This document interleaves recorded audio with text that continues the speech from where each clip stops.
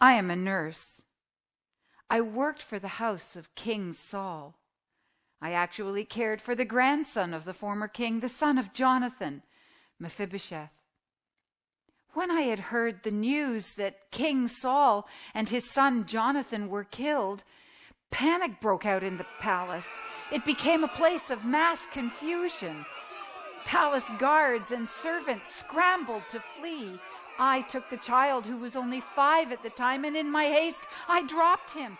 I caused him to be crippled in both feet. The tears across my face are pleading for your grace. In brokenness, I'm reaching up for strength. David has been king now for several years. With sadness, he remembers his long-lost friend, Jonathan. David was in distress. He asked, "Is there anyone left from the house of Saul that I may show him kindness for Jonathan's sake?" Our comrades are suffering. Come, let us meet them at their need. Don't let a wounded soldier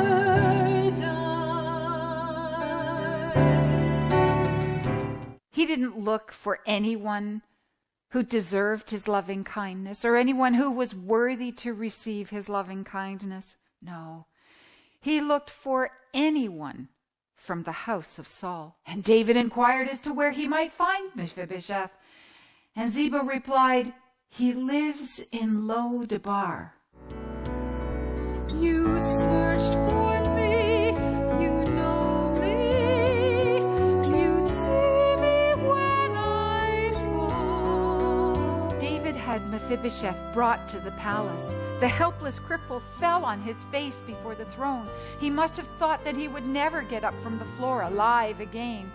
But David said to him, "Fear not, for I will show you the loving kindness of God for the sake of your father, Jonathan."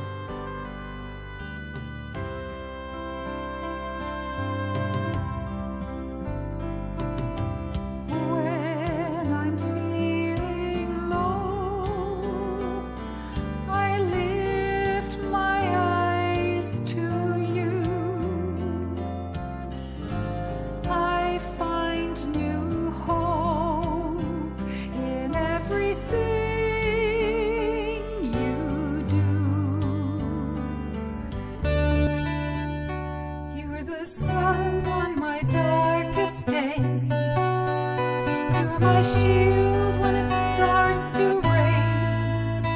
Like an infant learning how to walk, I pray, Jehovah, take my hand again. You can't imagine Mephibosheth's surprise to be welcomed into the palace. Welcome to the family. In times of need, you'll find you're not alone. Can you imagine being seated at the king's table? At the head of the table would be King David himself, and then hobbling in on crutches, using every last ounce of energy just to walk, the crippled Mephibosheth. 'Twas grace that taught my heart to fear, and grace my fears relieved. David had the power to command death as well as life. He showed unconditional love to the crippled son of Jonathan, Mephibosheth. Would you allow the King of Kings and the Lord of Lords to reach down and take your hand and help you stand from your crippled state? Would you be the hands of Jesus?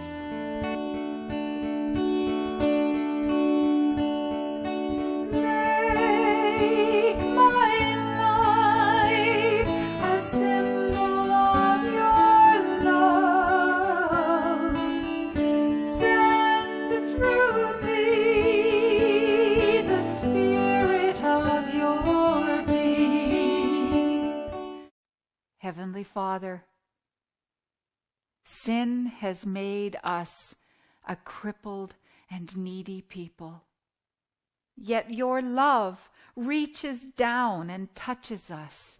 The last hour is approaching, when the angel will come down and sound the trumpet of the Lord, a piercing, deafening sound.